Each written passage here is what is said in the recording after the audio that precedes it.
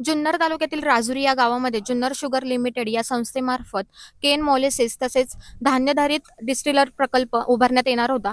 परंतु या प्रकल्पाला पूर्णपणे गावकऱ्यांचा विरोध आहे. राजुरी गावातीलच नसून तर राजुरी तसेच पंचक्रोशीतील इतर ग्रामपंचायतीचा देखील विरोध आहे. आपल्यासोबत काही ग्रामस्थ आहेत, आपण त्यांच्याशी चर्चा करून जाणून घेणार आहोत नक्की त्यांचा ह्या प्रकल्पाला विरोध का आहे. दादा, काय सांगाल? सर्वप्रथम धन्यवाद. तुम्ही आमचं मेसेज पूर्ण लोकांपर्यंत पोहोचवताय. तर आता तुम्ही बघितलं तर इथं सगळीकडे बघा, सगळीकडे हिरवट आहे, सगळीकडे दाट जंगल आहेत, चांगली शेती आहे, चांगले डोंगर आहेत. तर आता अशा वातावरणात जर आपलं एक शुगर केन किंवा डिस्टिलरी एक प्रकल्प आला तर सगळ्यात पहिलं काय की वायू प्रदूषण होणार. आता वायू प्रदूषण म्हटलं तर आजूबाजूची सगळी सगळी हवा खराब होऊन जाणार. साधा आपण घरात कचरा पेटीमध्ये जरी कचरा टाकला लगेच 2 तासांनी त्याचा वास येतो. तर या शुगर केनचा जो प्लांट आहे त्याचा वास किती पसरला या सगळ्यांना, आणि या सगळ्यांना किती त्रास होईल. प्लांट इथंच आहे जवळ, असं पण नाही कुठं लांब आहे, जवळच आहे. दुसरं म्हटलं तर जलप्रदूषण. आता हे म्हणतात की एफ्लुएंट ट्रीटमेंट प्लांट आपण टाकणार, पण आपण असे भरपूर प्लांट बघितलेत की जिथं हे ईटीपी प्लांट पूर्णपणे फेल होतात आणि पाणी सगळं नदीमध्ये जातं, ते सांडपाणी, आणि त्याचा परिणाम थेट आपल्या शेतीवर होतो. तिसरं म्हटलं तर आपण जर बघितलं तर इथंच पीर दाऊल मलिक बाबा यांचं दर्गा आहे.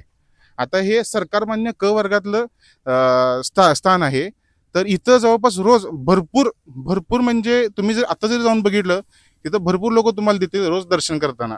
आता ह्या वातावरणामुळे, या अशा वातावरणामुळे शुगर केन आणि ही जी डिस्टिलरी जर उभं राहिली तर तिथलं वातावरण खूप बिघडण्याची शक्यता आहे. आणि चौथं म्हटलं तर आता इथं बघितलं तुम्ही, इथं जवळपास छोट्या छोट्या शाळा आहेत, महाविद्यालय आहेत, त्यानंतर इंजिनिअरिंग कॉलेजेस, मॅनेजमेंटचे कॉलेजेस आहेत. आता त्यांच्यापर्यंत पण हा धूर नक्कीच पोहोचणार आहे. हा धूर काय असं नाही की बाबा एवढ्या एरियामध्ये लिमिट होणार आहे. ह्याचा थेट परिणाम पूर्ण पावसावर होणार, पावसावरनं परत शेतीवर होणार. आणि शेवटचं म्हणायला गेलं तर आता ही जी जमीन तुम्ही बघताय, आता ह्या जमिनीची आत्ताच्या रस्त्याची कंडिशन बघा. आता इथनं ते अवजड वाहने वगैरे जाणार, मोठे मोठे ट्रक जाणार, ते एवढं मोलेसेस भरून, ते त्याचं शुगर केनचं हे भरून, इथं नक्की धोका वाढणार जीवाचा. आता इथं लहान मुलं खेळतात, लहान मुलं मजेनं राहतात, लोक मजेनं उभा राहतात. आता त्या हिशोबाने जर म्हटलं तर इथं जर गाड्या वगैरे जातील तर त्या गाड्यांमुळे नक्कीच धोके वाढतील, त्यानंतर ऍक्सिडेंट वाढतील. तर त्यामुळं हे सगळं आपण कन्सिडर केलं, सामाजिक धार्मिक. हा, आणि अजून एक, सगळ्यात महत्वाचं, इथं आहे ना GMRTची एक छत्री आहे तिथं जवळच. तर ती GMRT आहे ना, हे जायंट मिटिओर रेडिओ वेव्ह टेक्नॉलॉजी नावाची एक GMRT छत्री आहे. ही जी छत्री आहे ही जे रेडिओ ॲस्ट्रोफिजिक्स आहे ह्यासाठी खूप महत्वाची छत्री आहे.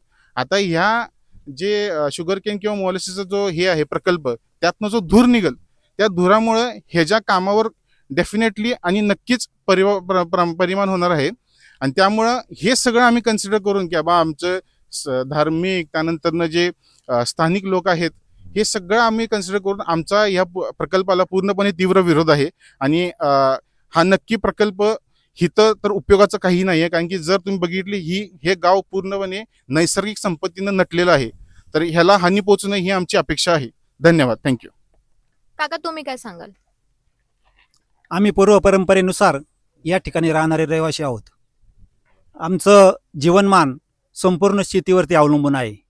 हा जो 300 KLPचा कारखाना होणार आहे तो आमच्या माहितीप्रमाणे जरी जुन्नर शुगर लिमिटेड असं नाव दिलेलं असलं तरी पण तो दारूचा कारखाना आहे. आणि 1 लिटर दारू तयार करण्यासाठी 100 लिटर पाणी त्याच्यासाठी वापरलं जाणार आहे. आपल्या जलस्रोतातलं पाणी 1 लिटरला 100 लिटर पाणी वापरलं जाणार आहे. पर्यायाने आपलं पाणी कमी होणार आहे. आपल्याला जे वापरतोय आपण शेतीला ते पाणी कमी होणार आहे आणि ते प्रदूषित पाणी 100 लिटर 1 लिटर पाठीमागं आपल्याला सोडलं जाणार आहे. आपल्या इथं आपली जमीन खराब होणार आहे. पहिली गोष्ट, इथलं जीवन जे आहे आतापर्यंत कुठलाही आपल्याला कारखानदारी इथं झालेली नाही. जवळ GMRT प्रकल्प असल्यामुळं आपल्याला कोणत्याही प्रकारचा कारखाना तो काढून द्यायला परवानगी नाही. आपल्याजवळ फॉरेस्ट असल्यामुळं आपल्याला साधं फॉरेस्टात जायला परवानगी सुद्धा नाही किंवा रस्ता सुद्धा नाही. त्यामुळं इथं जवळ फॉरेस्ट आहे. त्या फॉरेस्टमध्ये वन्य प्राणी आहेत, मोर आहेत, ससे आहेत, सर्व प्रकारचे प्राणी आहेत. मोरांची संख्या तर कमीत कमी 1000-2000 असेल. रोज सकाळी उठल्यानंतर इथं मोरांचाच आवाज येतो, दुसरं काहीच ऐकू येत नाही. जवळच दाऊल मलिक बाबाचा दर्गा आहे.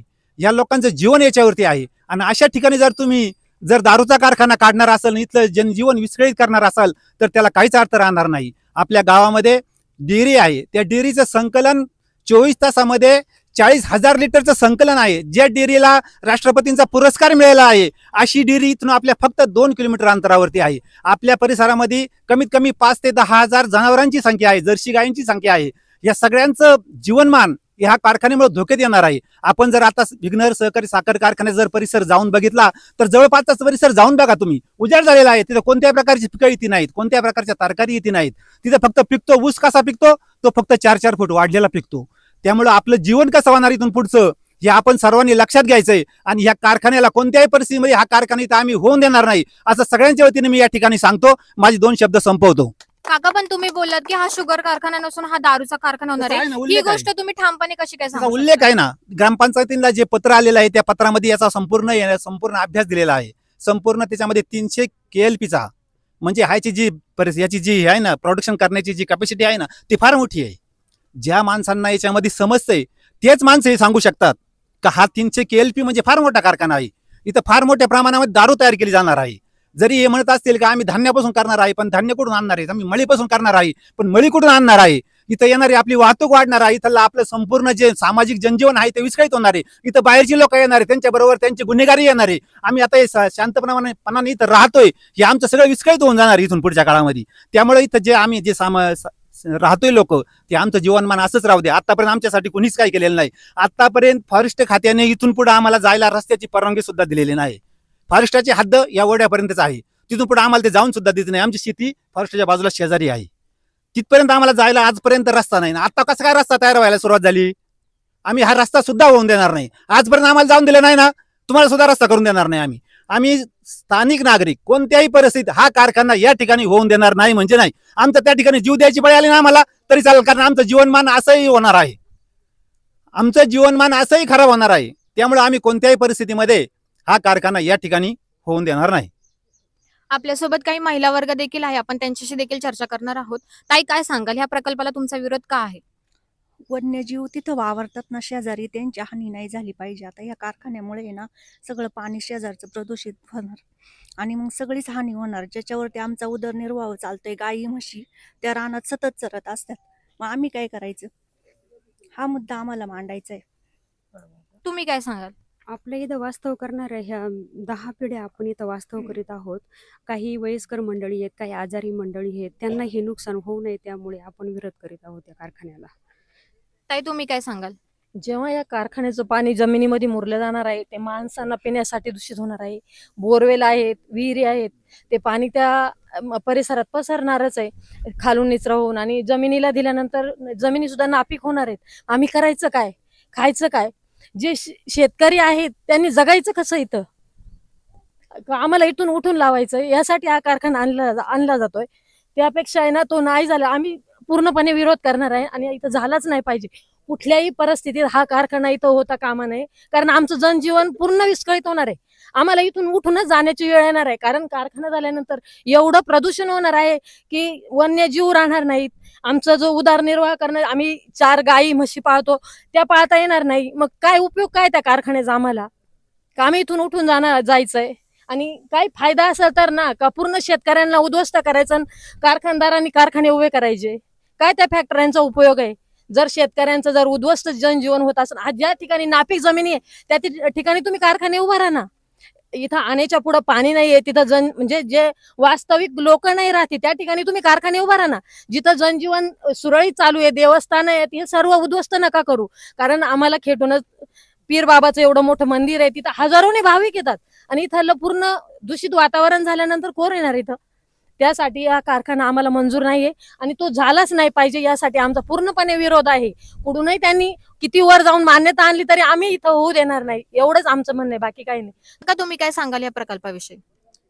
हा प्रकल्प म्हणजे मुळात पहिली त्यांनी मीटिंग धरली होती, ती ऐनवेळेस पोस्टपोन केली त्यांनी. त्यानंतर स्थानिक शेतकरी असतील किंवा ग्रामपंचायत असेल, तलाठी कार्यालय असेल, यांना कळवणं गरजेचं आहे ना. त्यांनी परवा संध्याकाळी 5 वाजता मला वाटतं तलाठी कार्यालयात पत्र आलं. अजून आम्हाला शेतकऱ्यांना कोणी आयडिया दिलेली नाही का बुवा इथं मीटिंग आहे किंवा काय आहे. आणि शासनाचा GR सांगतो की बुवा 30 दिवस आधी गाव असेल किंवा तिथले स्थानिक ग्रामस्थ असतील यांना ती सूचना कल्पनापूर्व दिली पाहिजे. यांनी काय कळवलंच नाही आम्हाला. मग आम्ही कसं काय कारखाना होऊन देणार तिथं? आणि आमचा टोटल काही होऊ द्या, त्यांनी कुठूनही परवानगी आणू द्या, पार आमची ना दिल्लीपर्यंत जायची तयारी, कुठं म्हटले तरी जायची तयारी. आमचा एक माणूस हे सुरेश पाटील आहेत, पुण्यामध्ये राहतात, यांनी सगळी प्रोसिजर केलेली, पुण्यामधली पण, दिल्लीला पण, सगळीकडं. म्हणजे टोटल लोकांचा विरोध आहे इथं. आणि हे सांगतात नाही आम्ही ह्या परवानग्या आणल्या, बाहेरून लोकांच्या गाड्या भरून आणतात इथं. कशासाठी आणतात? स्थानिक लोकांचा प्रश्न आहे ना, बाहेरच्या लोकांचं काम कशासाठी इथं? ज्यांना बाहेरच्यांना वाटतंय भाऊ कारखाना झाला पाहिजे, त्यांनी त्यांच्या गावात न्यावा आणि तो कारखाना उभा राहावा आणि त्यांची पोरं बाळं तिथं नोकरीला लावावा. आमच्या पोरांना नोकरीची गरज नाही आणि आम्हाला कारखान्याचीही गरज नाही. या इथून पूर्वीच टावर गेलेला आहे. त्यावेळेस आमचे म्हातारी लोक अडाणी होते, त्याचा इतका त्रास होतोय आम्हाला का ते खाली उभं राहिलं तरी त्याचे शॉक बसतात लोकांना. पाण्यामध्ये लोक त्रासतात, इतके त्रासतात का पार काय वेळेस इतकं. हो, आणि त्यामुळे हे जमणार नाही, कारखाना अजिबातही होणार नाही कुठच्याही परिस्थितीत. कारखान्याचं कुठलं तरी एक भूमिपूजन कलेक्टर साहेब येत आहेत असं आम्हाला कळलं. ॲक्च्युली आमच्या पंचायतीकडे सुद्धा पत्र नाही, याचं महसूल विभागाला कुठंतरी एक पत्र आलं आणि त्यांनी व्हॉट्सअप ग्रुपवरून ही माहिती सगळ्यांना दिली. पहिलं तर विषय, हा जो कारखाना आहे तो प्रायव्हेट एखाद्या माणसाचा आहे, त्याचा आणि ह्या गावचा कुठलाही संबंध नाही. तो दुसऱ्या गावातून येणारी सर्वसामान्य लोकांना त्रास होईन असा इथं कारखाना टाकायचा ते प्रयत्न करतायत. आम्ही इथं बरेच दिवसापासून या मळ्यात राहतो, सर्वसामान्य आम्ही सगळे शेतकरी आहेत. आता त्या प्लॉटला खिटून म्हणलं तरी डाळिंबाच्या बागा, द्राक्षाच्या बागा आहेत. या लोकांनी मुळात कारखान्याचा पहिला रोल असा आहे का तुमचं खडकाचं क्षेत्र असावा, जिरायत क्षेत्र असावा, ते तुम्ही कारखाना करू शकताय. पूर्ण भागामध्ये इथं बागायती क्षेत्र आहे, द्राक्षाच्या बागा, डाळिंबाच्या बागा आहेत. आमच्या इथल्या सर्व लोकांचा उदरनिर्वाह हा शेतीवर डिपेंड आहे. आणि जर अशा प्रकारचा कारखाना आमच्या नेत्यांनी म्हणा किंवा संबंधित अधिकाऱ्यांनी आमच्यावर लादायचा प्रयत्न केला तर हा कारखाना कुठल्याही परिस्थितीत आम्ही या बाजूला होऊन देणार नाही. त्याचा एकही वस्तू, आता कलेक्टर साहेब येणार म्हणून ठीक आहे, पण आम्ही कलेक्टर साहेबांसमोर जाऊन सांगणार कारखाना होणार नाही. त्या कारखान्यासंदर्भात आलेली एक गाडी सुद्धा या रस्त्याने जाणार नाही, याची आम्ही सगळे इथले शेतकरी म्हणून सगळे दखल घेऊ.